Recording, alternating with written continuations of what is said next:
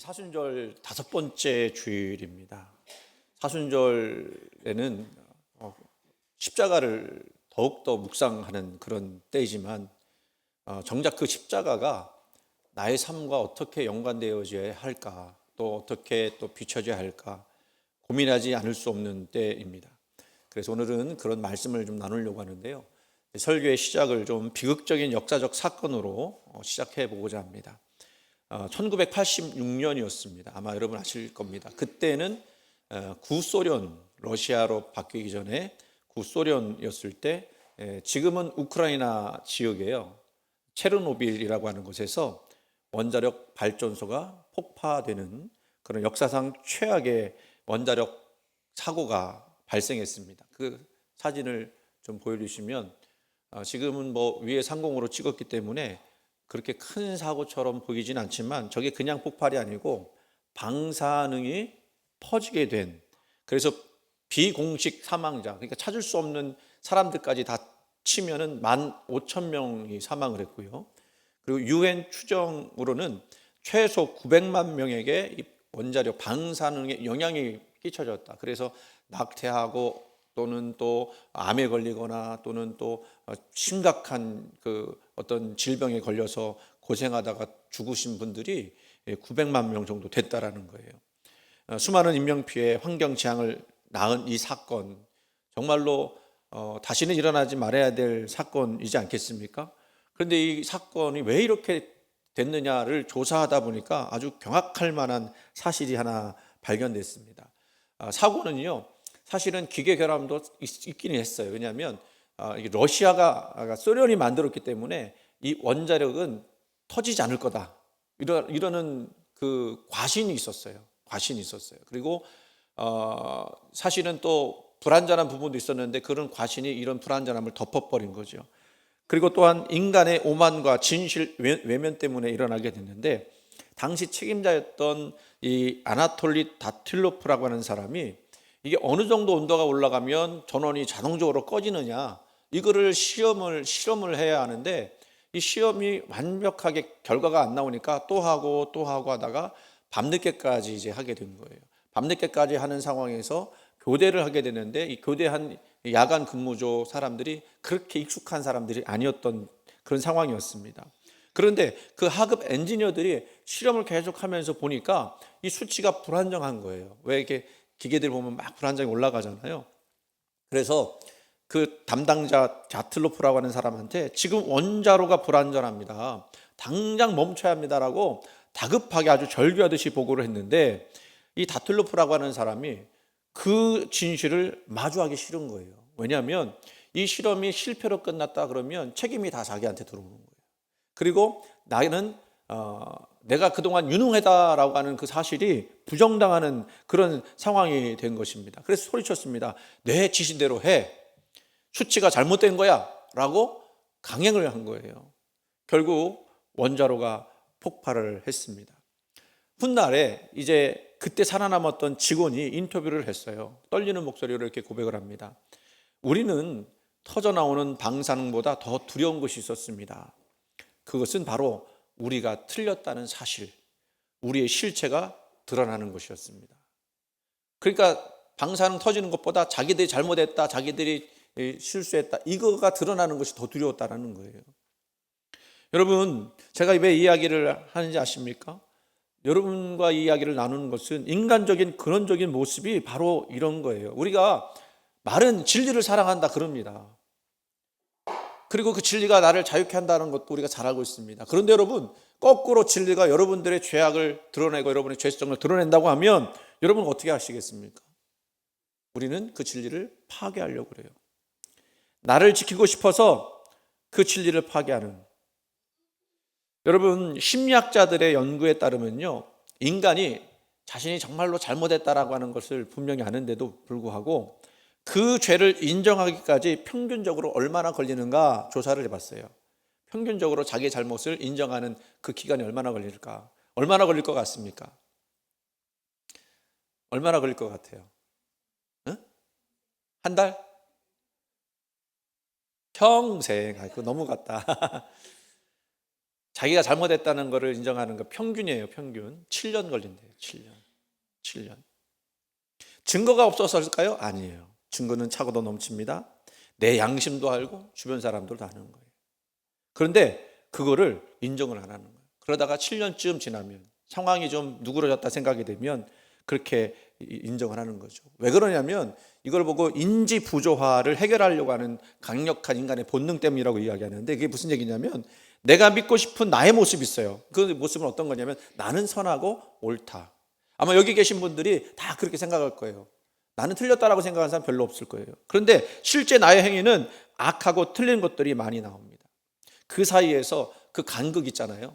나는 선하고 옳다라고 하는 내 생각과 실제 삶에서 나는 틀리고 악한 그런 모습들의 그 간극이 너무 크니까 이거를 수용하기가 어려운 거예요. 그래서 어떻게 하느냐면 왜곡하는 쪽으로 방향을 틀어요. 남 탓하는 거죠.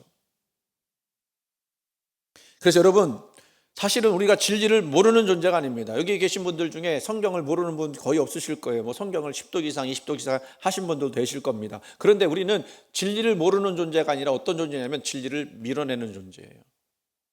왜냐하면 아까도 얘기 말씀드렸듯이 진리가 내 삶 속에 들어오는 순간 내가 쌓아온 가짜 자아의 성벽이 무너져 내리기 때문에 그렇습니다. 너는 죄인이다라고 하는 그 내용이 내 마음속에 너무 심각하게 들어오는 거예요. 나는 괜찮은 사람이야 라고 하는 그 위선이 깨지는 그것이 방사능 폭발보다도 더 두렵기 때문에 우리는 그 사실을 왜곡하는 거예요. 괜찮아, 수치가 잘못된 거야, 그냥 해 라고 그렇게 진리를 외면하는 겁니다. 오늘 십자가를 우리가 바라보면서 제가 한 책을 여러분에게 소개시켜 드리고 싶은데요, 세바스찬 무어라고 하는 유명한 신학자가 있습니다. 이분은 사실 그 개신교에서 이야기하는 몇 안 되는 그 천주교 학자예요. 왜 이분을 인용하느냐면 이분이 십자가에 대해서 아주 잘 설명을 했는데 처음으로, 신학자 중에 처음으로 심리학과 신학을 연결한 분이기 때문에 그래요. 그 책의 이름이 뭔지 아십니까? 십자가에 달린 예수는 낯선 이가 아니다. 책 제목치고는 되게 재미없게 썼어요. 천주교라 그래요. 무어가 이 십자가의 사건은 단순히 2000년 전에 유대인들이 저지른 그런 사건이 아니다는 것을 이야기하는 거예요. 오늘날 우리 인간의 내면에서 사실은 매일같이 일어나는 그 심리적 살인이라는 것을 이야기하는 겁니다. 그게 뭐냐? 아까도 얘기했던 것처럼 이제 설명을 하는 겁니다. 우리는 살면서 내 안에 있는 어두운 모습이나 또 잘못을 마주치는 것을 몹시 괴로워합니다. 왜 사람들이 그러잖아요. 자기의 잘못된 것 누군가가 이야기하면 어떤 때는 귀까지 막습니다. 듣기 싫어 막 그러잖아요. 애들도 그러잖아요. 그거 잔소리라고 그러잖아요. 왜냐하면 사실이기 때문에. 내가 틀렸어? 내가 나쁜 사람이야? 이거를 인정하기까지가요 너무너무 힘든 거예요. 평균 몇 년 걸린다고요? 7년 걸려요. 7년. 평균이 그러니까 아까 우리 권사님 평생토록 인정 안 하는 사람도 있을 거예요. 그래서 우리는 이 마음의 무거운 짐을 내가 아닌 남에게 자꾸 전가하려는 본능이 있는 거예요. 십자가가 그런 거라는 겁니다. 당시 사람들은 자기들의 불안과 악함을 직시하는 대신에 아무런 죄 없는 예수님께 분노를 쏟아낸 거죠. 그분을 죽임으로써 저 예수만 죽으면 우린 평안할 것이다 라고 하는 잠시뿐인 그 가짜 평안을 얻으려고 했습니다. 십자가는 뭡니까? 내 안에 있는 추함을 다 들춰내는 거거든요. 근데 그거를 감추기 위해서 그 예수님을 공격해서 그 예수님을 죽이면 내 이 죄악들이 없어질 것이다, 사라질 것이다, 없어 보이게 될 거다라고 이야기하는 거예요. 또 이 십자가는 어떤 것인지 아십니까? 자아를 지키려고 하는 자기방어적 배타성을 가지고 있어요. 사람은 누구나 자기가 믿고 싶은 대로 세상을 바라봅니다. 오늘 지금 설교 예배 드리기 전에도 우리 딸하고 이야기를 하면서 그 얘기했어요. 사람은 보고 싶은 대로 보고 듣고 싶은 대로 듣고 말하고 싶은 대로 말한다. 너무 거기에 휘둘리면 안 된다. 그런 얘기를 얘기했는데, 그렇죠. 내가 세워둔 기준, 내가 옳다고 믿는 생각, 이것이 무너지는 것을 죽기보다 싫어해요. 그런데 내 생각과 다른 진짜 진리가 나타나면 어떻게 해요? 그것을 배우려고 하는 그런 태도보다도 내 영역을 침범하는 적으로 간주해서 밀어내려고 하는 거죠. 그 진리를 밀어내려고 하는 거예요. 십자가는 우리가 내 세상을 지키기 위해서 얼마나 필사적으로 진리를 거부하는지를 보여주는 증거예요. 우리는 진리를 사랑한다고 말하지만 우리가 더 사랑하는 것이 뭔지 아십니까? 내가 주인 된 세상을 더 사랑하는 거예요. 오늘 본문을 보면 요한복음 18장 십자가 처형 직전 인간이 가진 가장 추악한 본성이 그대로 드러나는 내용들이 나옵니다. 첫 번째 인물이 나오죠. 빌라도가 나옵니다. 빌라도가 예수에게서 죄를 찾지 못했어요. 아무리 증거를 그래도 되고 살펴봤지만 예수를 죽일 만한 증거들은 아니었던 거예요. 그러니까 빌라도가 뭐라고 그러죠? 채찍질해서 그냥 놔주겠다.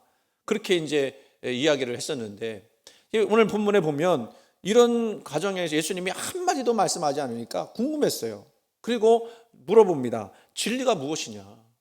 진리가 무엇이냐? 라고 이야기를 해요. 여러분, 이거는요, 진짜 진리를 알고 싶어서 나 그 진리를 알고 싶습니다 라고 생각하고 말하는 질문이 아니고요, 그냥 자신의 정치적 안위와 로마의 질서의 기득권을 지키기 위해서 눈앞의 진리를 상대적인 것으로 낮추는 거예요. 네가 그렇게 진리라고 이야기하지만 그 진리 별거 아닌 것 아니냐, 이런 얘기를 하는 거죠. 그러니까 비겁한 회피예요. 여러분, 진리가요, 내 삶을 변화시키려 할 때요, 우리는 어떤 그 방법을 찾느냐면 희석시킨다고 하는 내용인데, 추상적인 질문 가운데 그걸 가둬버려요. 추상적인 거니까 내 손으로 잡히지 않는 거죠. 이해가 되실는지 모르겠어요. 그냥 진리는 그런 것이지 라고 내 삶과는 동떨어지게 놓고 본다는 겁니다. 그러면 내가 괜찮거든요. 내가 그 진리와 맞부딪히지 않아도 되거든요. 그러니까 절대적인 게 어디 있어, 다 세상 사람들 다 그렇게 사는 거지 하면서 그 진리를 냉소하면서 죄성을 가리고 있는 겁니다. 또 누가 나타납니까? 군중들이 나타납니다. 군중이요, 이 빌라도가 내가 너에게 누구를 놔주랴? 이 예수를 놔주랴? 아니면 바라바를 놔주냐?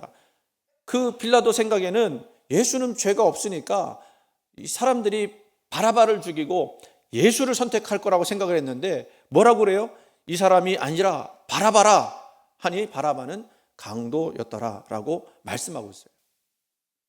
그럼 사람들이요, 사랑을 가르친 왜 예수님을 죽이고 폭력을 휘두른 바라바를 놓아주라고 했을까요? 십자가에 달려 죽을 정도의 죄라고 하면 바라바는 아주 흉악한 죄인일 것입니다. 예수님은 나를 변화시켜 주려고 하셨고 생명을 주려고 하셨는데 왜 사람들은 바라바를 그렇게 놔두라고 했을까요? 그거는요, 예수님이 내 앞에 드러나게 될 때 내 죄성이 드러나잖아요. 그러니까 그거를 죽이고 바라바를 살려주면서 나의 분노와 욕망을 정당화하는 거였어요. 내 분노를 정당하게 주는 바라바를 선택한 거예요. 이해가 되셨어요? 십자가는요, 그래서 나의 정당성을 증명하기 위해서 이 타자 예수님을 희생양 삼아 죽이려고 한 인간의 잔인한 본성이 거기서 드러났다는 것입니다. 그래서 이 군중과 빌라도는요, 여기서 타협을 하죠. 십자가에 달린 무능력한 예수, 그렇게 보이게 함으로써 그 예수는 우리를 구원할 수 없다라고 하는 생각을 갖게 했고, 그래서 당장 눈에 보이는 로마의 권력과 민족주의적 열광, 그 바라바를 선택함으로써 이 자기들의 죄성을 그 십자가에서 그대로 드러나게 됐다라는 겁니다. 십자가는요, 그래서 하나님의 사랑보다도 세상의 힘과 통제권을 더 숭배하는 우리들의 영적 간음을 고발하는 장소예요. 세바스찬 무아는 그런 겁니다. 십자가가 은혜롭잖아요. 십자가는 우리 죄를 용서하시는 그런 상징 아닙니까? 그런데 그 전에 그 십자가에 달린 예수가 사실은 낯선 이가 아니었고, 내 분노와 욕망과 죄와 폭력을 투사시켜 놓은 그런 대상이었다라는 것을 우리가 알아야 한다라고 이야기하는 겁니다. 그래서 말씀드린 대로 십자가는요, 단순히 예수님이 우리 대신에 벌을 받은 그런 대속의 장소이기 이전에, 그것 앞에 가기 전에 먼저 인간이 하나님의 사랑 앞에서 얼마나 잔인해질 수 있는가, 그걸 폭로하는 심판의 거울이라고 이야기를 해요. 그래서 십자가를 바라보면서 십자가가 우리의 거울이 돼서 우리의 얼마나 죄된 존재인지, 얼마나 악한 존재인지, 심지어는 자기의 죄성이 드러나게 되면 그 드러내는 그 진리, 그 사람까지도 죽여버리고 싶어하는 그런 존재라는 것을 그 거울처럼 비춰주고 있다는 겁니다. 여러분 그렇지 않습니까? 만약에 여러분이 힘과 능력이 있어서 누군가 죽일 수 있는데 그 사람이 옛날에 왕들이 그랬잖아요. 자기의 진리를 가지고 나를 고발하는 듯하면 그냥 죽여버리기도 하고 그러지 않았습니까? 그게 인간의 본성이라는 거예요. 그런데 여러분 오늘 우리는요 이 진리 앞에 서야 합니다. 왜 진리 앞에 서는 게 중요할까? 왜 저 십자가에 못 박은 자들과 내가 공범자임을 인정하는 것이 중요할까? 여러분 혹시 그러지 않았습니까? 십자가를 바라보면서 그 십자가를 선언한 빌라도나 그 군중을 보면서 나는 저 빌라도하고는 다르다. 나는 적어도 저 군중과 같이 그 상황이 있었다면 저 군중과 같이 하지 않았을 것이다. 근데 그렇게 이야기하면 구원은 우리에게 임하지 않습니다. 오히려 십자가라는 거울에 비친 나의 추악한 민낯, 나의 이 더럽고 추악한 모습, 그리고 나를 지키기 위해서 심지어는 사람을 죽이고자 하는 그 마음을 정직하게 대면할 때 여기서 반전이 일어나는 거예요. 나의 죄가 완전하게 폭로되지 않은 채 받는 은혜는요 값싼 동정밖에는 되지 않아요. 우리가 이렇게 생각할 수 있습니다. 여러분 어떻게 생각하느냐면 나는 적당히 괜찮은 사람인데 예수님이 좀 도와주셨어. 그래서 구원받았어. 라고 하는 그 신앙은요 결코 거듭남으로 인도하는 신앙이 아니에요. 우리가 십자가 앞에 섰을 때, 그 십자가의 거울 앞에 섰을 때 우리는 뭐라고 고백해야 되는지 아십니까? 주님, 저 못 박히신 분은 나의 죄 때문에 돌아가신 타인이 아니라 바로 나의 손에 의해서 죽임당하신 나의 하나님이십니다 라고 하는 그 처절한 고백이 저와 여러분한테 있어야만, 그 자각이 있어야만 우리는 그 하나님의 사랑도 받을 자격이 생긴다는 거예요. 내 손으로 든 그 망치를 가지고 예수를 못 박았다고 하는 그 절망적인 진실 앞에 내 자아가 완전히 깨어질 때 비로소 하나님의 전적인 은혜가 내 영혼 가운데 임하게 되는 거예요. 그래서 여러분, 제가 이 말씀을 나누면서 여러분이 어떻게 받아들이실까 참 염려가 되고 참 걱정이 됩니다. 그런데 여러분, 십자가의 거울 앞에서 도망치지 마십시오. 내 죄의 깊이를 대면하십시오. 비참하지만 내 이 솔직한 이 모습들, 마치 그 모든 사람 앞에서 벌거벗은 것처럼 내 모습이 드러나는 그 모습이겠지만, 그래서 비참하겠지만, 그러나 역설적에도 하나님의 측량할 수 없는 그 사랑이 그 순간에 임하게 된다는 사실을 우리가 깨닫게 되어집니다. 자, 보세요. 이제 우리가 그것을 인정한다면, 예수님을 우리가 못 박았다고 인정한다면, 빌라도나 그 군중들이나 나와 다를 것이 하나도 없었다고 하는 것을 인정하는 순간에 우리가 아는 것이 있습니다. 그러면 우리 앞에는 오직 정의와 심판만이 남을 것이다. 망치를 들고 하나님을 못 박았던 나의 손, 진리를 조롱했던 나의 입술, 그리고 세상을 선택했던 나의 발, 이 모든 죄의 증거들이 십자가 아래에서 적나라하게 흩어져 있는 거예요. 이제는 우리는 심판을 면할 수 없게 된 것입니다. 그런데 놀라운 일이죠. 그런 죄인된 우리를 위해서 예수님께서 뭐라고 기도하십니까? 누가복음 23장 34절 말씀 뭐라고 해요? 그 표시된 부분만 읽어볼까요? 아버지, 저들을 사하여 주옵소서. 자기들이 하는 것을 알지 못함이니이다. 아멘. 지금 제가 이렇게 십자가에 대해서 설명하고 심리적인 내용들을 설명했지만 그 사람들은 그거 생각하면서 십자가에 못 박은 게 아니에요. 그냥 못 박은 거예요. 그냥 보기 싫으니까, 꼴 보기 싫으니까, 그냥 저 예수만 없어지면 행복할 것 같으니까 그냥 못 박았는데, 그 순간에 예수님 뭐라고 하셨다고요? 주여 저들을 사하여 주옵소서. 자기들이 하는 일을 알지 못함이니다. 여러분, 이 기도가 터져 나온 타이밍을 한번 보세요. 우리가 무릎을 꿇고 눈물을 흘리면서 주님 잘못했습니다. 내가 주님 십자가에 못 박은 거 내 죄를 용서해 주세요. 이렇게 했을 때 나온 기도일까요? 아니에요. 여전히 그분의 손에 못을 받고 있을 때, 그분의 얼굴에 침 뱉고 조롱 섞인 웃음을 흘리고 있을 때, 즉 우리가 하나님을 가장 지독하게 살해하고 있던 그 범죄 현장에서 예수님이 선포하신 용서의 선포예요. 우리가 그것을 깨닫는 순간 우리는 하나님의 압도적인 사랑 앞에 무너져 내리죠. 세상 사람은 사실은 사랑받을 만한 자격이 있는 자에게 그 사랑을 주지만 십자가는 어떤 겁니까? 그 사랑은 가장 사랑받을 수 없는 순간에 가장 사랑받을 자격 없는 증오스러운 죄인들을 향해서 내가 너를 사랑한다고 말씀해 주시고 있는 거예요. 우리는 망치를 휘둘러 주님의 손을 찢었지만 주님은 그 찢겨진 손으로 우리를 감싸 주시는입니다. 우리는 그분께 죽음의 가시관을 씌웠지만 그분은 우리에게 생명의 면류관으로 씌워주시기 위해서 피 흘려 주셨어요. 여러분, 이거는 가늠을 할 수 있습니까? 아마 여기 계신 분들이 다 이해하지 못할 거예요. 왜냐하면 인간의 머리로는, 인간의 계산으로는 도저히 측량할 수 없는 낭비적인 사랑이기 때문에 그래요. 그리고 모든 상식을 뒤엎는 압도적인 은혜이기 때문에 그렇습니다. 우리 상식하고는 멀잖아요. 우리 생각하고는 멀잖아요. 그래서 제가 말씀드리지 않습니까?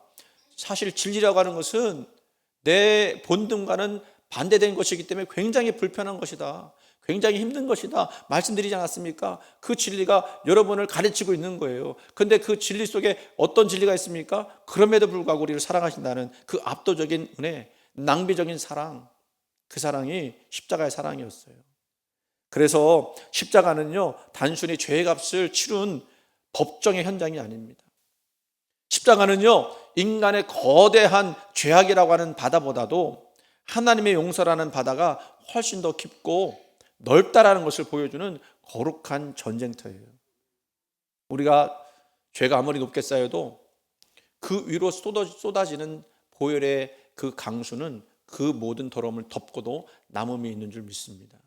이게 복음의 핵심이에요. 우리는 하나님을 버렸으나 하나님은 우리를 붙드셨습니다. 우리는 하나님을 죽였으나 하나님은 우리를 위해 죽으심으로 우리를 살리셨습니다. 이게 복음이에요. 나 같은 죄인 살리신 주 은혜 놀라워. 십자가는요, 정죄의 봉둥이가 아니라 길 잃은 탕자를 향해 달려와서 목을 어긋맞기고 안으시는 아버지의 눈물 젖은 팔입니다. 이 사순절, 그 거부할 수 없는 사랑의 품 안에 깊이 들어오실 수 있기를 간절히 소원합니다. 그러기 위해서는 내가 얼마나 죄인인지를 그 십자가라는 거울 앞에서 비춰봐야 한다는 거예요. 이런 죄인을 위해서 죽으신 예수님을 바라볼 때 그 예수님의 그 사랑이 우리 가운데 넘치게 되는 거예요. 이제 우리는 십자가라는 이 거대한 거울 앞에 섰습니다. 세바스찬 무어는 그 십자가에 달린 예수는 결코 낯선 이가 아니다라고 이야기하면서 그게 우리 자신이라고 이야기하는 거예요. 그 거울 속에서는 진리를 냉소하며 회피하던 빌라도가 있고 그 욕망을 위해서 사람을 살해했던 그 군중의 광기가 있고 바로 나라는 가짜 자아의 민낯이 서 있는 그 거울인 거예요. 이제 그 용서를 입은 우리가 예배당 문을 나설 때 우리 삶을 어떻게 달라져야 할까? 오늘 이 시간 제가 이 설교를 기념비적인 설교라고 말할 수는 없지만 십자가라고 하는 그 기념비적인 이 내용 앞에 여러분이 십자가를 묵상하고 깨닫는다면 이 말씀을 듣고 돌아가는 순간 여러분의 삶은 바뀌어져야 한다고 말씀드리고 싶어요. 첫 번째는 뭘 해야 되느냐? 나의 옳음을, 나만 옳다고 하는 이 우상을 깨뜨리는 연습을 해야 합니다. 아까도 얘기했던 것처럼 세바스찬 무어는 인간의 가장 큰 죄성이 자기 방어적인 자아가 있다고 생각했습니다. 따라서 진정한 자기 부인은 단순히 욕망을 참는 것 정도가 아니라 내가 틀릴 수 있다라는 사실을 하나님 앞에 매일 인정하는 거예요. 아까 체르노빌 이야기했습니다만 체르노빌의 비극은 뭐였습니까? 내 지시가 절대적으로 옳다라고 하는 한 사람의 자기 확신에서 시작됐죠. 우리 삶의 수많은 폭발도, 관계 폭발도 나는 옳고 너는 틀렸다라고 하는 자아의 고집에서 생기는 것입니다. 이번 사순절 여러분의 옳음이라고 하는 것을 십자가에 못 박으시기 바랍니다. 누군가 나를 비난하는 즉시 방어하려던 그 입술을 멈추고 상황이 어쩔 수 없었다라고 하는 그 7년 동안, 그것을 인정하는 7년 동안 묵혀두었던 비겁한 핑계를 이제는 주님 앞에 정직하게 쏟아놓고 그리고 겸손하게 십자가를 바라보는 내가 틀렸음을 인정하는 그 수치스러운 자리야말로 진짜 내가 죽고 예수가 사시는 부활의 현장이 될 줄로 믿습니다. 자, 그렇게 된다면 우리는 또한 우리의 관계 속에서도 뭔가 달라져야 될 것이 있을 것 같습니다. 우리 안에는 여전히 바라바처럼 미운 사람이 있을 수 있고 용서할 수 없는 로마 병정사와 같은 이가 있을 수 있습니다. 그 사람들을 우리는 어떻게 대해야 할까? 사실 아까도 얘기했던 것처럼 본능적으로 우리는 그 사람들을 죽이고 싶어하는 마음들이 있어요. 그러나 우리는 뭘 받았습니까? 압도적인 사랑을, 용서의 사랑을 받은 사람으로서 또한 그들을 용서해야 될 책임이 있는 사람들입니다. 저 사람이 나한테 사과하면 나도 용서하겠다, 이런 조건부 사랑은 십자가의 논리가 아닙니다. 있는 그대로 받아주고 있는 그대로 용서하고 있는 그대로 사랑해야 합니다. 이것이 힘들 수 있음을 저도 압니다. 저도 힘드니까요. 그런데 이런 이야기를 한번 들려주고 싶어요. 참 감동받았습니다. 여러분, 미국에 유명한 영화 배우들이 있잖아요. 뭐 보통 여자들보다 남자들이 훨씬 더 돈을 많이 벌지 않습니까? 그런데 여러분들이 잘 알지 못하는 사람이 하나 있는데 아담 샌들러라고 하는 영화 배우가 있어요. 작년에 그 수입이 얼마나 됐느냐, 누가 제일 많이 돈을 벌었느냐, 이거를 조사를 했더니요, 아담 샌들러라고 하는 배우가 제일 많이 돈을 많이 벌었어요. 우리가 알고 있는 뭐 브래드 피트라든지 뭐 또 누구가 있든지, 브래드 피트는 아시나? 되게 잘생긴 영화 배우가 있거든요. 그 사람보다 훨씬 높아요. 아담 샌들러는 어떻게 생겼느냐면 브래드 피트보다도 한참 밑으로 생긴 사람이에요. 그냥 평범하게 생긴 사람. 솔직히 말씀드리면 저보다 조금 더 못생겼어요. 근데 그 사람이요, 제일 수입이 많아요. 이 사람에 대한 아주 기가 막힌 일이 하나 있습니다. 아담 샌들러가 영화 배우가 되려고 공부를 하고 연기를 할 때 선생님이 뭐라고 그러냐면, 너는 절대로 유명한 사람이 될 수 없다, 이렇게 얘기했어요. 왜? 외모도 그렇지 실력도 변변하지. 그러니까 얼마나 상처했겠습니까? 얼마나 이 마음이 고통이 있었겠어요. 그런데 아담 샌들러가 한참 승승장구할 때 그 선생님을 우연하게 맥주 마시는 데서 만난 거예요. 여러분 같으면 아담 샌들러가 그 선생님한테 뭐라고 얘기했을까요? 우리 보통 이런 상상할 수 있을 것 같습니다. 선생님이 나 가망 없다고 얘기했는데 나 이렇게 노력해서 이렇게 잘 됐습니다. 선생님이 잘못된 겁니다, 라고 이야기하고 싶지 않습니까? 그래야 내가 그동안 쌓였던 이 분노가, 이 억압이 이게 풀려지지 않겠습니까? 그렇죠. 그렇다면 아멘을 못 하시더라도 고개는 끄덕여 보셨어요. 우리는 보통 그렇게 하잖아요. 너가 나한테 그랬으니 나도 너 그만큼 상대해 주겠다, 이야기하고 싶지 않아요. 그렇지 않습니까? 안 그런 척 하시지 마세요. 십자가의 거울을 앞에 보시라니까요, 좀. 근데요, 아담 샌들러가 뭐라고 얘기했는지 아세요? 다른 사람들한테 그 선생님을 소개하면서, 이분이 나 학생 때 처음으로 맥주를 사주신 분이야. 멋있지 않습니까? 멋있지 않아요? 너무너무 멋진 것 같아요. 여러분, 쉽지가 않은 거예요. 쉽지가 않은 거예요. 어려운 거예요. 근데 그게 그의 인격이었어요. 성품이었어요. 그게 예수를 믿는지 안 믿는지 거기까지 내가 조사를 못 해봤는데 예수를 믿을 거라고 생각을 합니다. 우리가 그 정도까지도 못 간다면 그건 또 좀 곤란하지 않을까. 여러분, 주님이 그러셨듯이 상대방이 자기 잘못 알지도 못하는 바로 그 순간에 내 마음의 법정에서 그를 방면해 주십시오. 그것이 바로 십자가의 고발을 통과해서 용서받은 죄인이 우리가 드릴 가장 거룩한 산제사가 될 줄로 믿습니다. 여러분, 십자가는요, 이 말씀 드리고 싶어요. 점잖게 우리를 교화시키는 곳이 아닙니다. 십자가는요, 어떤 곳이 해야 되는지 아십니까? 우리를 완전하게 무너뜨리는 곳이 되어야 합니다. 하지만 기억하세요. 그 무너진 자를 우리 주님은 다시 세우십니다. 내 자아가 시퍼렇게 살아있는 동안에 하나님의 은혜가 머물 자리가 없어요. 내가 죽어야 예수가 사는 거예요. 여러분 그 십자가 앞에서 여러분 도망치지 마세요. 나는 죄인입니다. 나는 틀렸습니다. 나는 하나님의 은혜 없이는 단 한순간도 살 수 없는 연약한 존재입니다 라고 고백하면서 하나님 품으로 파고드세요. 그러면 그 깨어진 자아 위로 주님의 압도적인 사랑이 여러분의 그 삶을 도단하게 하실 거예요. 그 사랑에 붙들려서 이제는 나를 위해 사는 자가 아니라 나를 위해 죽으신 그분을 위해서 살아가는 진짜 삶의 예배자로 거듭나시기를 주님의 이름으로 간절히 축원을 드립니다.